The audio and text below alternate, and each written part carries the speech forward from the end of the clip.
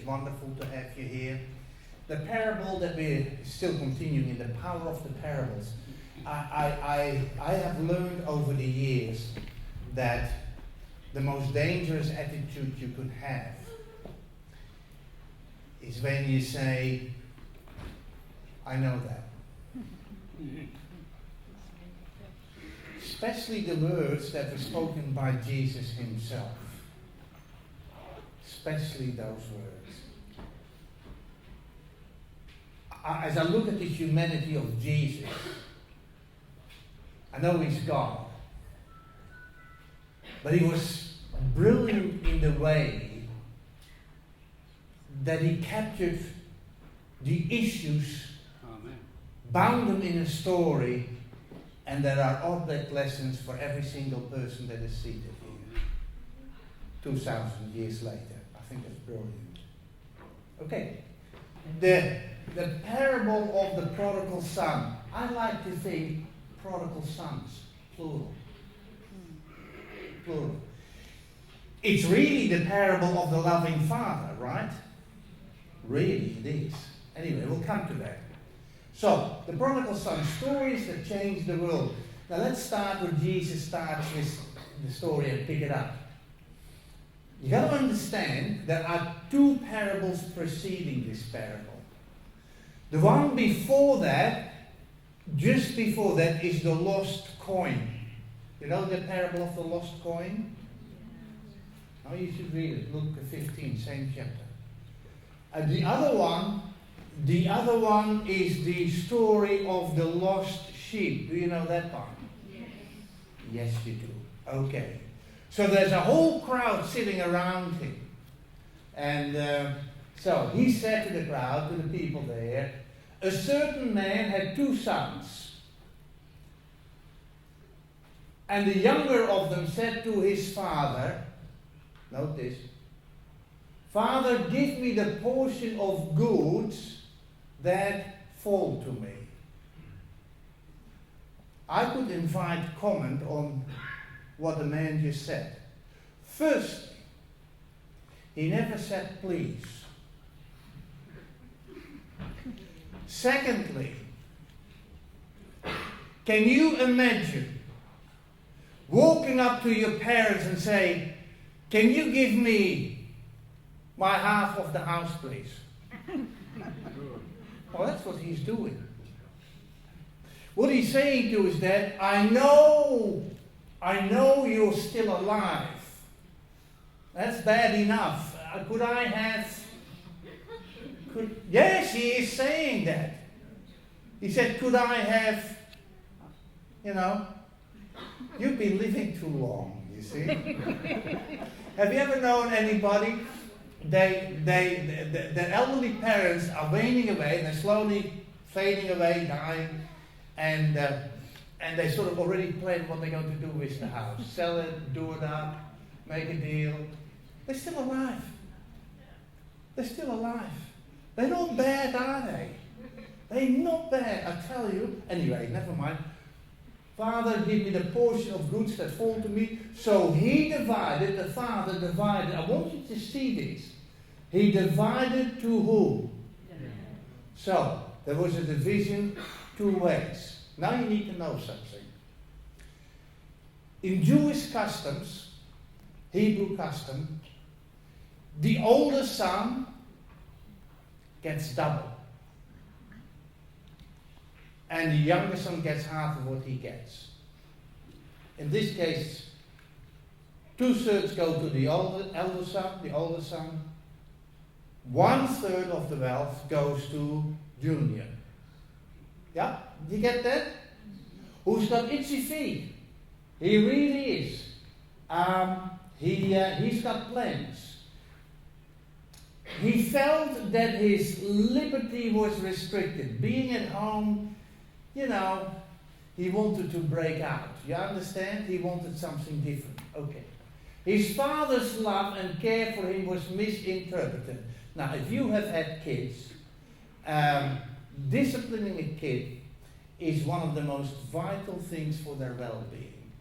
The profoundest love is not kissing and cuddling and showering them with gifts and assurances. the kindest love that you can give a child is lovingly discipline them. Honest, that's how it is. The father did that, but it was misinterpreted. It was misinterpreted. He saw it as a restriction. Can't do this, can't do that. People are often reluctant to commit themselves to God, to really follow Christ, because you can't do this, you can't do that. Yeah? True? Does that sound familiar? Yeah, it's true. Well, that's what he was suffering from. He determined to follow the dictates of his own inclination. That's dangerous territory. That is the most dangerous territory you can be. Your own inclination. Now, not many days after, didn't last long, the younger son gathered all together. He journeyed to a what country? Why did he go to a far country? Get away from them. The further the better, the less likely they are to visit. Yeah? That's true. That's why I came to Australia, you see. Okay. To a far country. He wanted to be well away from it. And there he wasted his possessions with prodigal living. You know what the word prodigal means? Huh? Rebellious. Oh, generous, I wouldn't say that. Rebellious. Huh? Rebellious. Frivolous. Yeah, I like something stronger than that. Wasteful. Yeah, he didn't lose his money on a bad investment. He didn't lose his money because he was overly into charity. Have a look at that painting. That's him. Glass there. Oh, she loves him. So does she. Oh, they all like him. He's got so many friends. He discovers there are so many nice people out there. Didn't know they existed. One party after another, you know, and a little bit of this, well, a lot of that, and just eating, having a wonderful. Everybody liked him, so he thought. Okay, I like this one. If that guy would walk into a pub, he would order drinks for everybody from the bar every time. So a lot of people around him. When you spend money, you will have a lot of friends. But the treasure of his young manhood was wasted. The precious years of life, the strength of intellect, the bright visions of youth. Can you see that here we are talking about a spiritual application? The goods that you get from your Father, your Heavenly Father, are indeed your time, your health, your opportunity, your wealth. And it may not be much, but it still is wealth compared to the rest of the world. And can you understand opportunity? He wants you to use it. Now, if you waste it on whatever your inclinations are, if you waste this on whatever your desires are, you are a prodigal son. Get it? You understand that? Okay. So, you lose your spiritual aspirations. That's one of the worst things you can lose. One of the worst. They are consumed in the fires of the lust. I get that from Christ's object lesson. There it is. It's common. Very common. Oh, and we all have to battle against it. And lust comes in many different ways. It doesn't have to be sexual, but it so often is. Now, have a look at this. When he had spent it all, there arose a severe famine in the land. And he began to be in want. He needed help. So he went and he joined himself to a citizen of that country. All his opportunities are gone. Now it comes to the very basics of life. He's lived it up. Now there's a completely different side on the coin.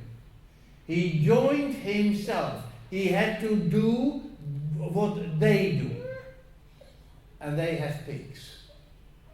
Now for a Jew, looking after the pigs would be like having a SDA barman in the club. You understand? No? That doesn't ring a bell? Well, it's like a pork chop on the dining table of a Muslim family. You understand? Does that ring a bell?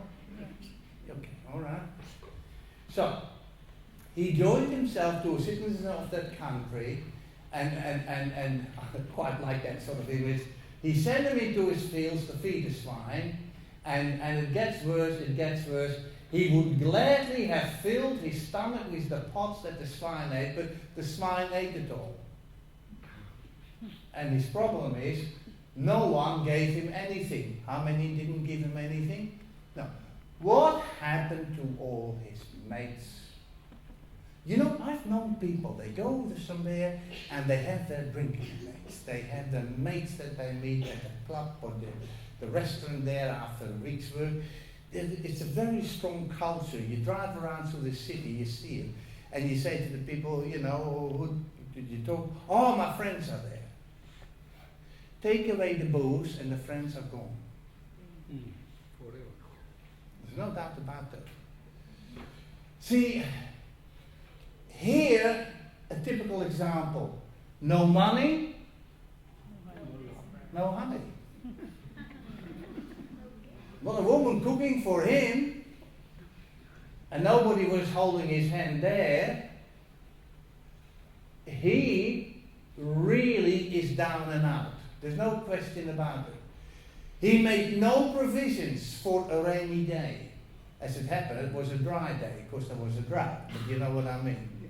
No provisions, no friends. They gone. They were never his friends anyway. A complete failure. He could look in the mirror if he had a mirror, but he didn't. And he would have recognized an absolute and complete failure, namely himself. Whenever you come to that point in your life, you will be tempted to think that God has punished you. And you might even have some of those friends, Job had a few of those, who will tell you that. The fact of the matter is, God allows the consequences of your choices to come against you as they logically will, in order to bring you to the point where you rethink your relationship with Him. He will allow you to do that. He's not punishing you, He is drawing you. There's a difference between a conviction of your failure and your sinfulness. The Holy Spirit, when He comes to you, He convicts you of sin. He does. But He also convicts you of righteousness, how to do it right. And then of judgment, we're accountable. When Satan convicts you of sin, of wrongdoing, he'll discourage you. He will drag you down if you let him. Don't ever let him do that to you.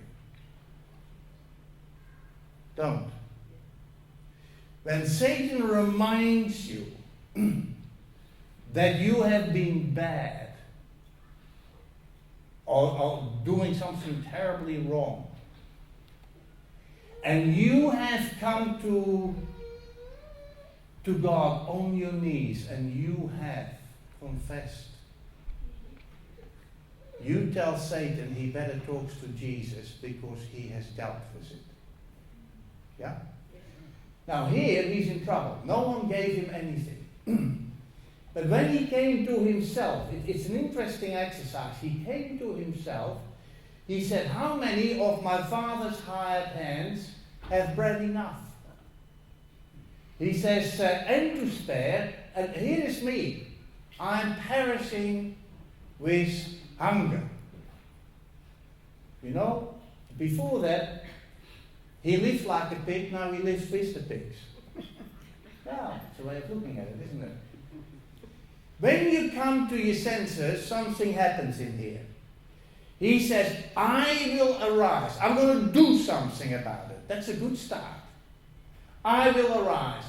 I will say to him, to my father, Father, I have sinned against you and against heaven. You understand that? Who sinned? I did. No excuses. I sinned. And I am no longer I am no longer worthy to be called your son. That's a confession. True? Yes, it is. Make me, I love this one, make me like one of your hired servants. What's he saying? Make me. If he can say that prayer, it's good. Before he can let you be a son, you must be willing to be a servant. And sometimes you have to be made to be a servant. Because sometimes we think we're too good. You understand? We want to step up straight. No. Make me. That's really a state of humility. I like what he said. I really do. Anyway, he's rehearsing it. You understand that? Humility is a wonderful thing. Chris Fullerton was actually a charismatic preacher. I don't always agree with everything, but I like this assessment here. The Bethel Church in America. True humility is born out of an awareness of God's greatness. Amen. The more you realize how great God is, the stronger the humility within you. It grows in a heart full of gratitude. A heart that is not grateful, nothing spiritual grows. Amen. Ever. Amen. And matures in the awe of his passionate love for us. The clearer the picture of the cross of Calvary to you, the more you stand in awe of the goodness of God. And the more solid is your humility. Humility does not mean that you think less of yourself. You don't put yourself down. You understand? That's not humility. No. So humility does not mean that you think less of yourself. You just think less about yourself. Do you understand what I'm saying? There's a difference. You start thinking of others.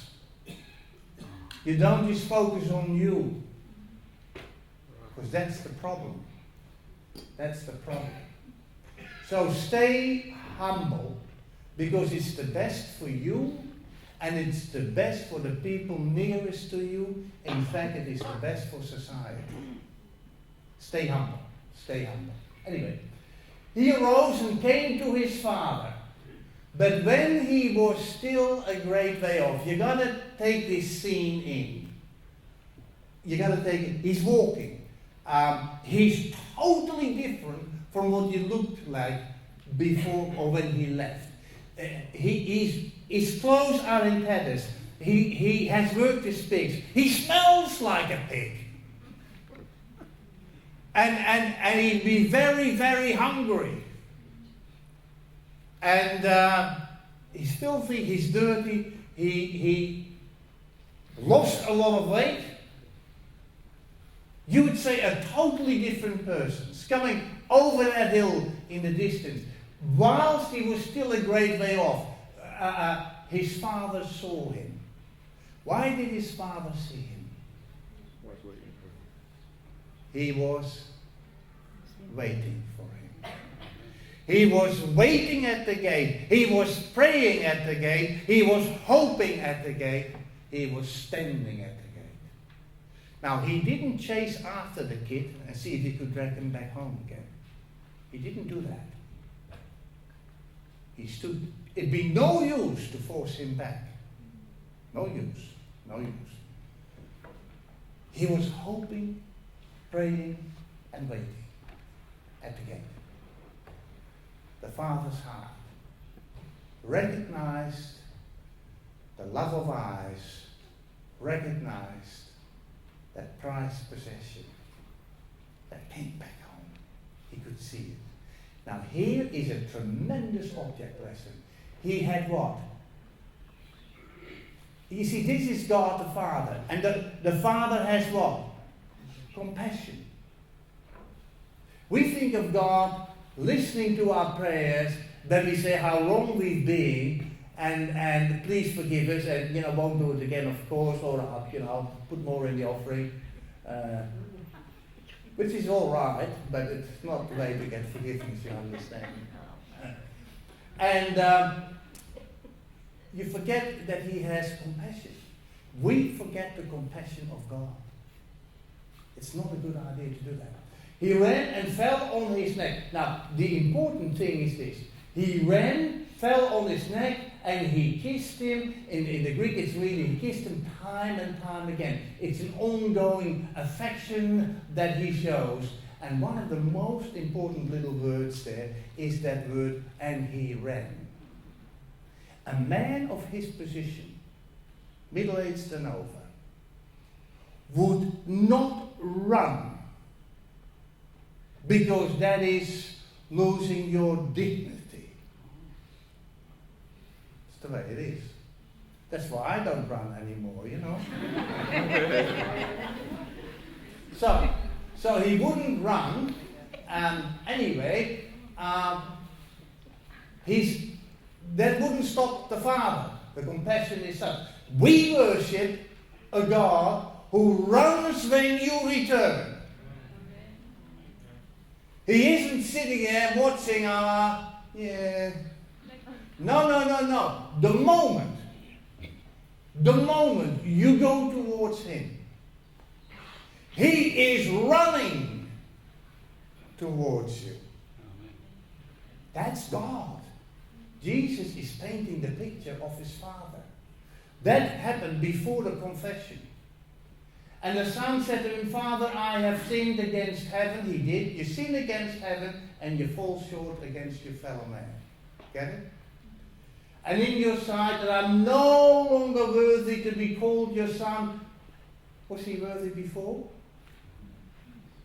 No, he was a little whinger. He was his dad. He nagging him, telling him. No, he was not worthy of being a son. And he got away as fast as he could. But he was a son. So now he recognizes he's not worthy. Anyway, it doesn't matter. But his father, I like this, the way Jesus tells the story. The father doesn't enter into a dialogue about that issue. He straight away calls the servants. Why? Bring out what robe? Man, you've got to let this sink in. God will only give you the best.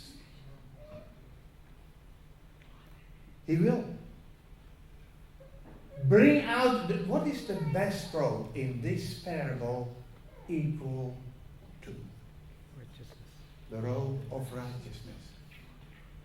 The best clothing, the best outfit is yet to come. Don't waste your money in the stores that are expensive. They're the ones that you need to wear, obviously. But really, the ultimate robe is the robe of righteousness. Put it on him. Put it on him. Reminds me of Zechariah 3. It's a beautiful story, Joshua the high priest. I'm not going to go into that now. Put a ring on his hand. He must have left with a ring. A ring is a sign of authority. You are a part of the family. You are an heir of the inheritance. That ring could have a seal, it had authority. What happened to the ring that he was wearing as he walked away? Well, probably in a pawn shop somewhere. Yeah, that's where they end up in those circumstances. Sandals on his feet. The servants were going barefoot. A son doesn't go barefoot, he wears sandals. Yeah? A sandal is ownership. Book of Ruth, Boaz, and a closer relative. You remember the story? Very significant, the sandals. I like this. You know this. If we confess our sins, he is faithful and just to forgive us our sins and to cleanse us from all unrighteousness. Is that true? 100%. The best robe is that. The ring, the sandals, everything. Full restoration. See, you ever? Amazing what's ahead of us. Amazing. I like this one. This, to me, is one of the most touching, meaningful statements I've ever seen. The Father will permit no contemptuous eye to mock at his Son's misery and tatters. He takes from his own shoulders the broad, rich mantle and wraps it around the Son's wasted form. Beautiful, isn't it? Yeah. Beautiful. That actually happened at Calvary. There was darkness from the middle of the day to 3 o'clock. Unexplained. I think the Father had enough of the abuse that the Son suffered. I think he shielded him. He shielded him. That statement always reminds me of that.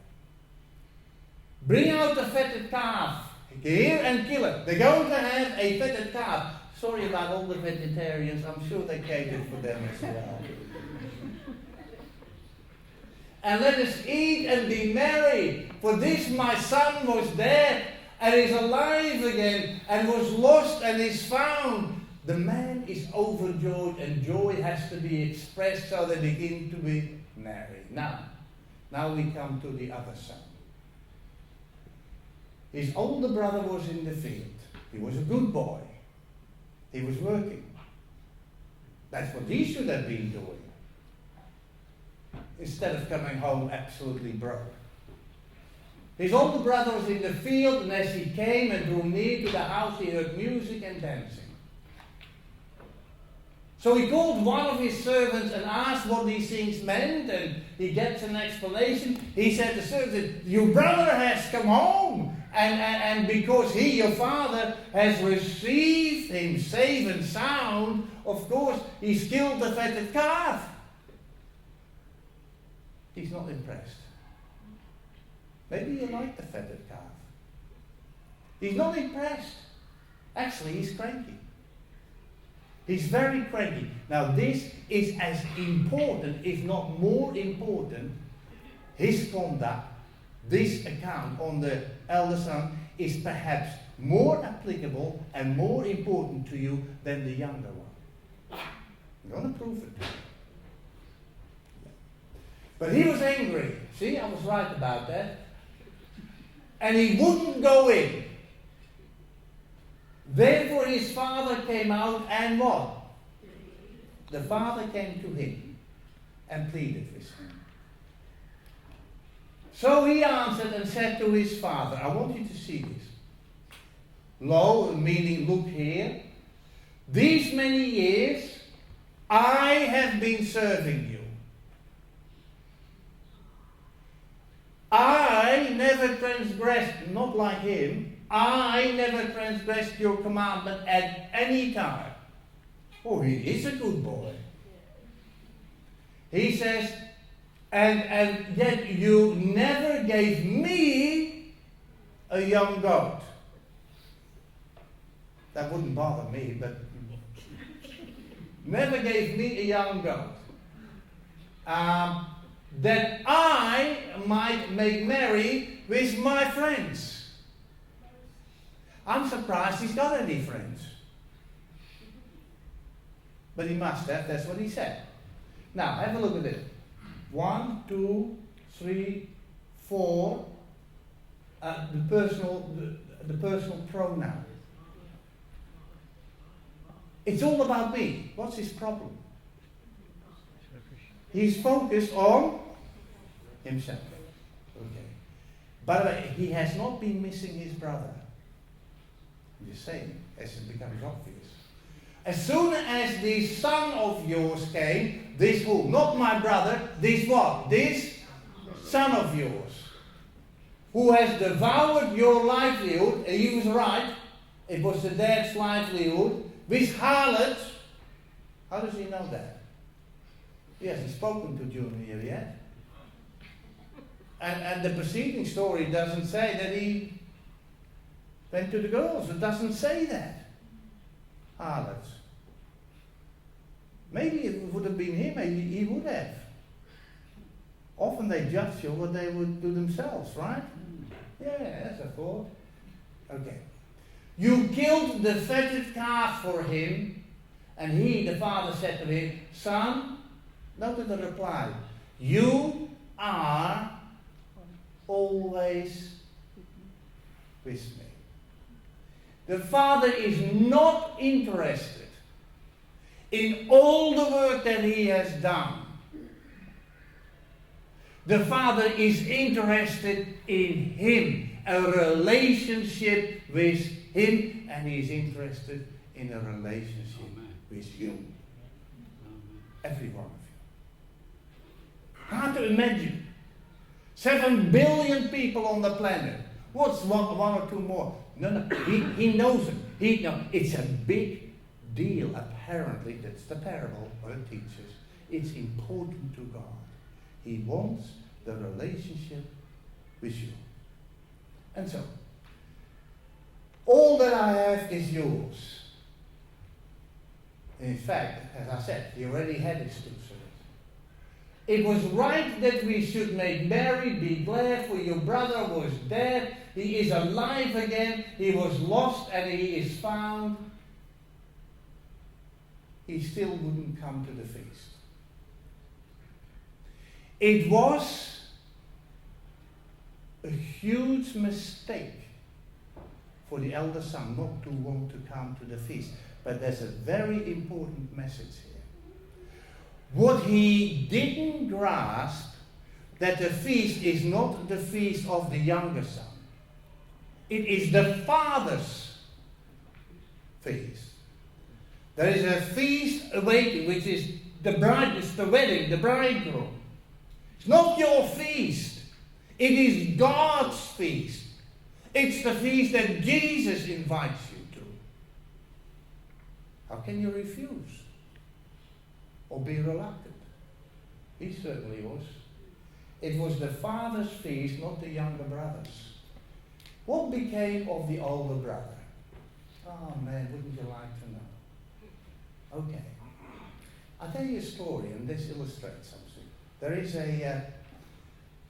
There's a man in England, and we're talking now about late 19th century, early 20th century, and he's straight and saved, and he wants to go to America.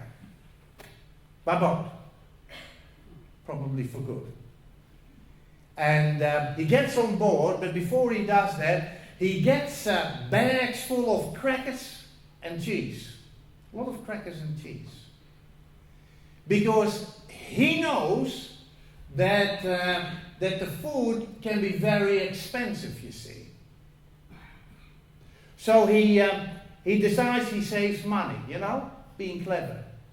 He's all right for a couple of days, but at that time was about 2 weeks in a boat. And the crackers ran out within the first week. The cheese was getting very moldy in the second week.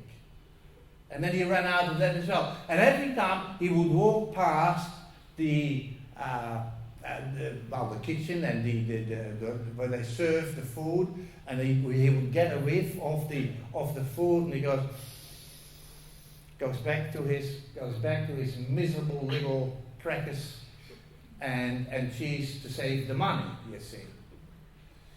But then he gets absolutely desperate. A day before his arrival in America, he decides he's got to eat or he will faint. Worse still, may die.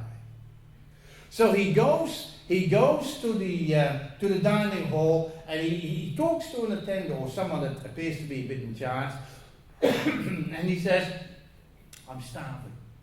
He says, "Look, I'm sorry, I don't have any money. Could I eat, and I'll clean, I'll wash the dishes, I'll do whatever you want me to do?" And the man said, "Sir, can I see your ticket?" And he looked at his ticket, he said, "Sir, all the meals are included. You could have had all the meals you like." Apparently it's a true story. That's what happened to him. See, why starve if you can feast? Many Christians do that. The older son is with the father, and yet he's further away than the younger son. The father said, "You're with me." That should have been the greatest joy to the older brother. Particularly if we look what kind of man he is. Wasn't. He could have feasted on his fellowship. 7 observations. I'll go through them fairly quickly, because I never go over time, do I? Say no. Number one. Let's talk about the younger son. Okay, here he is. 2 sons, same upbringing, same address, same neighborhood, same school, same church. Yeah. You'd think that they would be alike. They're not really. Anyway, one of them asked for the money, as we know. So the father never showed anger towards the younger son. Now you've got to understand something whilst Jesus is speaking on this. We all know who the prodigal son is, the one who lives it out. But there's a group of people amongst his hearers, as there may be here, who should find an application as to who the older son represents. Listen carefully, okay? Let's first talk about Junior here. Not even when he came home was the father angry after squandering his possessions. There was no anger. You see, this is the thing. We think the moment we don't quite perform, God gets angry. I don't know where we get that from. It's not about anger with God. Oh, it can hurt. We can grieve the Holy Spirit.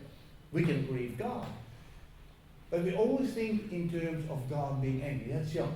The Father accepted him as he was when he came back. And he never really, and that's maybe another very important thing. I'll come to that in a minute. I want you to see this one. I get this from the Bible, Deuteronomy. And this will give you an understanding how radical the teaching of Jesus was. If a man has a stubborn son, a rebellious son, who will not obey the voice of his father or the voice of his mother, they shall get hold of him, bring him out to the elders of the city, which is at the gate of the city, and say, "This son of ours is stubborn, rebellious, he doesn't obey our voice, he's a glutton and a drunkard, then all the men of the city shall stone him." Did you know it's a death penalty? We always think in terms of the 4th commandment. If you break the 4th commandment, you get stoned. They're used to the breaking of the 7th. The 7th one, adultery, yes, we can understand. Killing, yes, we understand. But did you know number 5 had a death penalty? In its theocracy.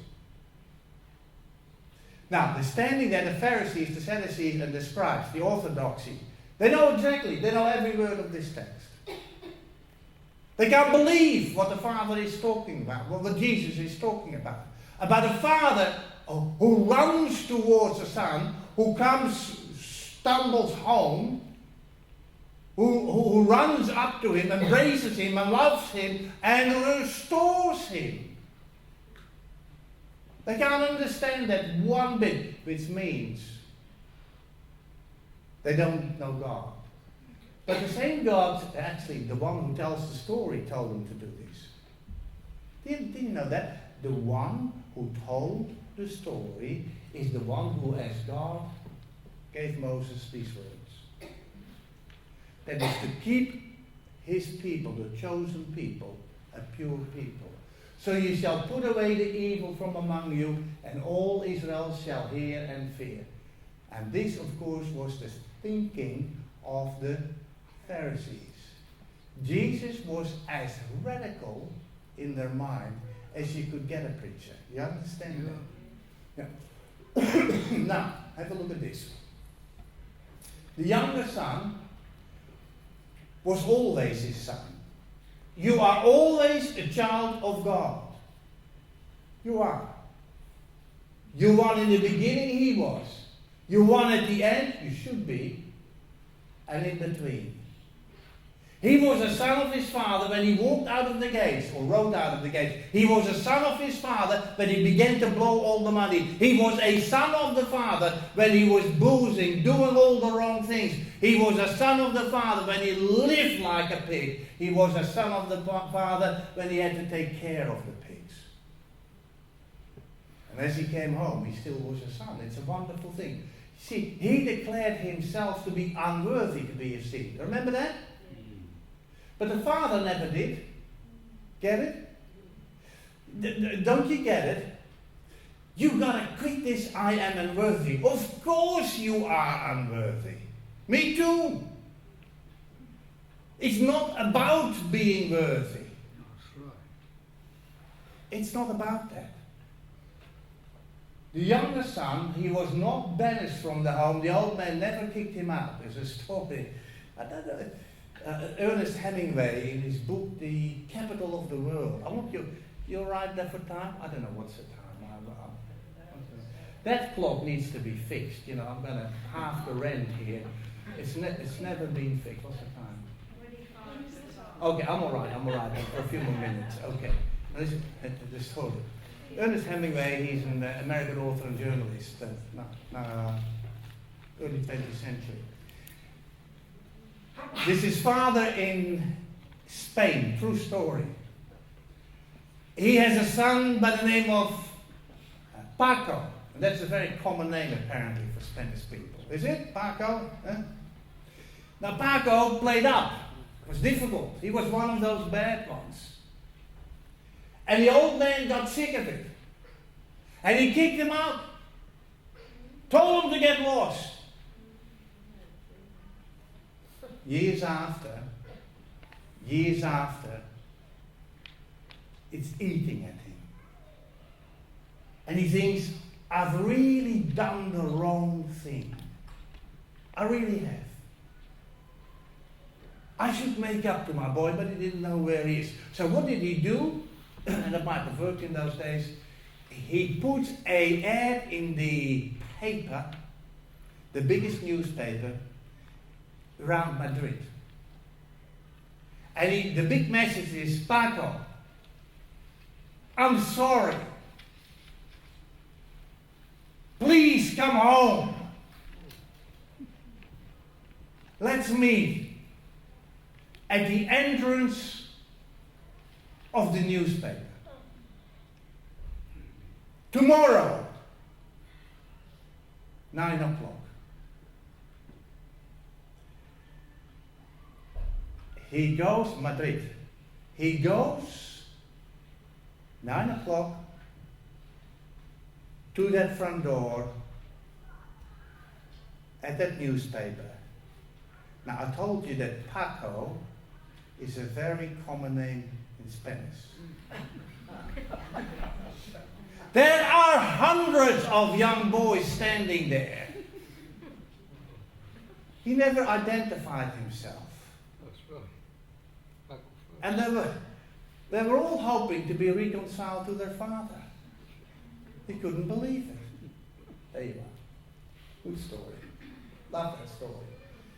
Now, This father is different. This young son decided to leave. But to his credit, he returned by choice. Look at this. Not by force or fear. It was his decision. He came to his senses. He hoped to become a servant, and he became a son. Of course, restored a son. Wonderful story. I love the story. It's good. It's good. The older brother, number 5, we're almost there, was not waiting for his younger brother, was he? No, he wasn't. Now, I want you to take in these 4 arguments. He did not share in the joy. Did he? No, he didn't. No, he didn't. No, he didn't. Was he jealous of the young boy? Oh, was he what? Did he not appreciate the father's presence when he's been with his father? Did he appreciate him or not appreciate him? Now, I'm going to put it to you. 4 disqualifications for heaven. 4. Have a look and see if you can find yourself. No, I'm not kidding. He couldn't be bothered about the others. He was only looking after him. Had no feeling of care. It was no burden on his soul that his brother would be lost. He did not share in the joy. When someone comes to Christ and surrenders himself, baptism, when you see people making that commitment, it is wonderful. But if it doesn't touch you, heaven is not for you. He's jealous. If you're jealous, heaven is not for you. He didn't appreciate the Father's presence, neither did Lucifer. And he was standing right next to him. 4 disqualifications. Can you imagine? Let's say you're a person who has difficulty in... let me put it completely different. Come along for the exercise, please. Just think for a moment of the person you dislike most. No, don't you know? There must be somebody you wish you... Do you want a few minutes? The person that you dislike most. Now imagine, here's a nightmare. Jesus has come back. We've journeyed all the way to the New Jerusalem. The gates are open. We walk in the streets of gold, and it's wonderful and wonderful. And there he is. How do you feel? Oh, I'm leaving. Where to? Are you getting the picture? Someone that you haven't forgiven sits next to you. Not too close. And the next day as well. And then they're actually living next door. Yeah, it's not possible. Of course that is not possible. This is not going to happen. 4 disqualifications. 4 disqualifications. He focused on himself. That was his problem. That's his problem. Selfishness is a curse. Now, 6. The father was never angry with the older brother. He loved them both. Did he love them? As much as he loved the younger. No question about it. Of course he loved him. He had received his 2/3, didn't he? What's he whinging about? What's he sore about? The father puts relationship before works. He doesn't want your works, he wants you. Sometimes people ask me, what can I do for God? Surrender him. Surrender to him. That's right. Quit doing what you know that's wrong. Obedience. Okay. Anthony Hopkins, I used this one this morning at Maroubra. I use it here as well. Being an atheist must be like living in a closed cell and no windows. You block out all the evidence. You don't want to know, you just want to believe or disbelieve. That's you. That's the atheist. There's something worse than being an atheist. The worst thing you can do, is believing in God, but having a wrong conception of God. Amen. Get it? That's the worst you can do. Neither one of these two sons knew the Father. You know that? They both were wasteful with their time. The one by spending it, the other one by working his backside off in the field. That's it. Clock. Doesn't look too good, does it? I'll bet you that clock is stopped. Let's just say it is not moving anymore. But did you know that this clock, I think that one is the same, isn't it? Doesn't oh, it's moving. Oh, good, I'll use you. This clock is right twice a day. Have a look. 5:45. Won't be long, it'll be 5:45. What's is that saying then? That is, no, it's not. Yeah, but it isn't. 2 more minutes. No. What I'm saying is, same thing in the morning. Have a look at this. But actually, a faulty clock, that one, is worse than no clock at all because it gives misleading information. I can be an atheist.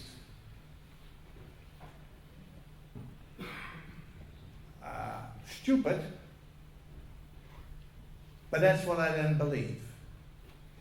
But if I believe in God, and I have the wrong idea about God, the young boy had a wrong idea about his father. Didn't like the discipline, which was a blessing to him. Discipline is a blessing. Trust the Bible. It's true. So, the older son didn't enjoy the company of the father. He didn't really know the Father. He never therefore appreciated him. If I have the wrong idea about God, not know him, then I don't appreciate him and I won't be grateful. I won't be happy.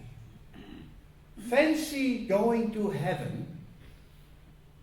You know, your whole life you've been walking away from God then, or you have been at least putting him on the shelf. Get him out of the cupboard when you want to. And there is God. You may not like that. Can I suggest you start loving him now? It'll make heaven heaven. Yeah? It's true. A clock like that is always wrong. The one that stopped at least is twice right. That one is misleading all the time. Okay. 7. I didn't put really much in 7 because we're at the end of the presentation here. You know what? You fill it in. Yeah. Let's call 7 a response. Fair enough? That'll do. The story is about 3 sons. You say, no, there are 2. No. There are 3. The one who's telling the story is a son. He is the Son of God. He saves. Didn't I tell you the parable of the lost sheep precedes this one? And if you have seen me, you have seen. That's how he was. That's how the Father. You need to know Jesus. The others needed to be saved, and that's why he came. Both needed to be saved. Which one of the 2 are you? That's the question, isn't it? Amen. That's the question. Now, you would say, listen, I'm not living it up. I haven't got the money anyway, and my wife wouldn't let me, or whatever. You know, let's say you don't fit the bill when it comes to the first, to the younger one. And you say, I'm not as sauerkraut as the older one. I'm not quite like that either. But maybe there's a bit of both. You're wasting, I'm not talking about your money, I'm talking about your time. I'm talking about your time. Are you using it well? I'm not saying you're indifferent to the well-being of other people, but what effort and time do you spend for the salvation of others? What do? You come here, great, good to see you here, fantastic, love it, and God bless you for it. It's good food out there in a minute. And go for the sticky rice if it's on public display. Beautiful, spring rolls are good. No, I'm serious. I'm serious here. Folks, please listen to me. Please listen to me, because if you walk out of here unchanged, it's been a waste. You need to understand. You may have to pray tonight for the Holy Spirit to work on your heart, that it becomes a burden to you. That is the well-being, the salvation of others, not you. If you don't worry about the salvation of others, you're in trouble anyway. Get it? That's the invitation. That is what the coming home is all about, because you and I have a bit of junior and we have a bit of the older sauerkraut. We do misuse, we do not appreciate. Please, please, appreciate the presence of God.